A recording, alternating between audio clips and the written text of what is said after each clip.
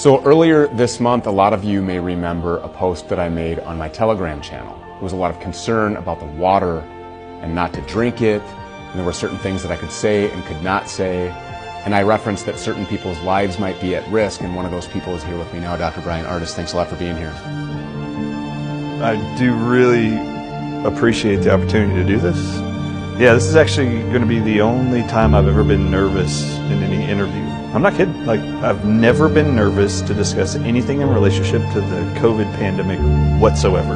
But this has bothered me and has scared me. Putting things out is probably oftentimes the best way to protect yourself. But people have lost their lives over what you're about to tell the world. I have to get this off my chest. My spirit's like screaming to say something and bring it to the forefront to protect as many innocent lives as possible. That's all I've been trying to do since May of 2020. As you know, when I read Anthony Fauci's memo on remdesivir, when I actually just hyperlinked, clicked the links to the studies that he was quoting saying that remdesivir was safe and effective, I knew right away that he was lying.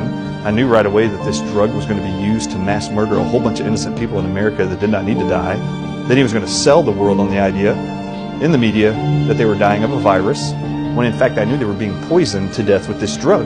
I knew 30% of all people were going to experience multiple organ failure, kidney failure, septic shock, and hypotension. That's what the studies said. Now we're a year and a half after that, and it's exactly the numbers that I said based on those studies. I'm pretty much called the remdesivir guy everywhere I go, which is odd for a retired chiropractor to be referenced as a pharmaceutical guy. But it is true, remdesivir is a very toxic, deadly drug. There are a lot of medical doctors and professionals who will mention that as it's just proven to be ineffective. It is not ineffective. It is very toxic and deadly. It is known and proven to actually injure specific organs in your body. It targets specific organs. This is a part of why I think my spirit is so moved to make sure this gets out, is that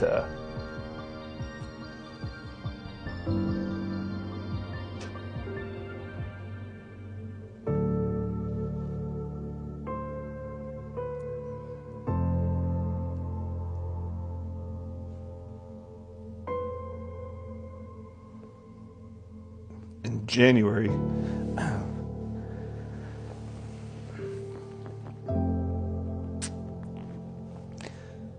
January 21st of this year, so just 2 months ago, the FDA decided to authorize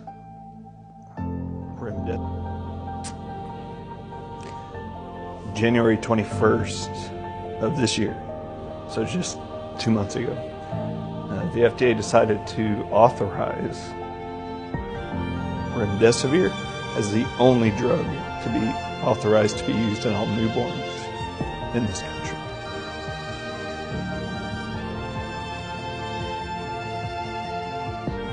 I cannot even fathom the men or women in charge that would actually do that. So it's now been moved since January 21st of 2022. It's been moved out of hospitals as the only drug to be used, only allowed in hospitals this entire pandemic. Now they're moving it into in and out of hospital care for children as young as newborns 7 pounds heavy through the 18-year pediatric age range. It's the only authorized drug. There is nothing else that they're allowing for COVID-19 treatment. I find that incredibly evil. And then they've also now canceled monoclonal antibody uses throughout the United States and all U.S. territories for COVID-19 early treatment, and they're moving remdesivir to the infusion centers where they were using monoclonal antibodies as the only IV infusion drug allowed. I have been moved with one singular purpose since May of 2020. When I read Anthony Fauci's memo about remdesivir, I felt this spark inside of me that I now had to go voice to the world a warning to try to protect as many innocent lives as possible from being killed.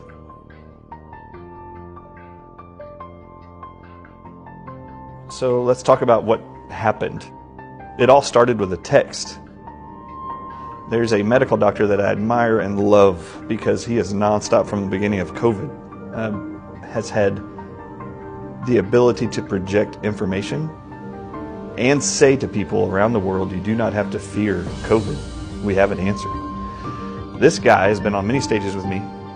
He still practices right now medicine and is an ER doc, and he sent me a text. It actually was dated December 1st, and I did not see it until like December 18th. I don't know how I didn't see it, but the text read, "Hey, Dr. Artis, if you got bit by a rattlesnake, would you go to a hospital and get anti-venom?"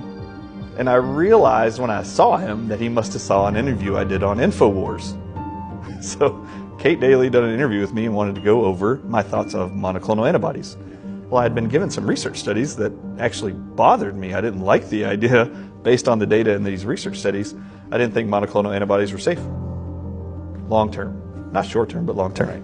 Now, I read the actual text message, got in the shower, and while I was in the shower, I was sitting there thinking, why would he send me that text? It has nothing to do with COVID. I read the actual text message, got in the shower, and while I was in the shower, I was sitting there thinking, why would he send me that text?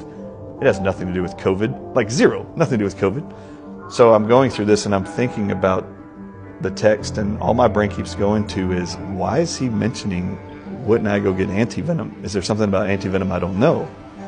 So I actually got out of the shower, went and got on the internet, and I wanted to know what is anti-venom? Only to find out that most antivenoms are monoclonal antibodies or polyclonal antibodies. And then I got it. Then I knew why he sent it to me. He wanted me to immediately see a question that he knew I would say, of course I would. If I got bit by a rattlesnake, of course I'm going to go to the hospital and get anti-venom. So in his mind, I think he knew this was a way, or God inspired him to send me this message, that Dr. Artis would be able to relate yes to the answer, then go figure out why it is he would say yes. Okay, this is where it all started. I will repeat what Steve Kirsch said to an audience with me last month. He said, if the CDC says something to do, you do the opposite. If the NIH says to do something, go the opposite. FDA, do the opposite.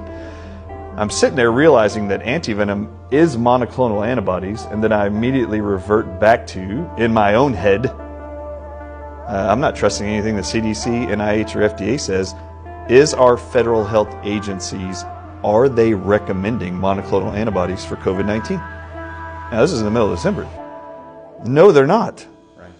They've been bad-mouthing monoclonal antibodies this whole time. Stripped them out of Florida when DeSantis wanted to use them. And then January 21st of this year, they totally stripped out monoclonal antibodies. They do not want you touching monoclonal antibodies. They also didn't want you from the beginning to touch hydroxychloroquine. Yeah. They also don't want you touching ivermectin. They also don't want you touching NAC, N-acetylcysteine. So the things they tell you to avoid, we know they're telling you to avoid because they work. So when I realized that the federal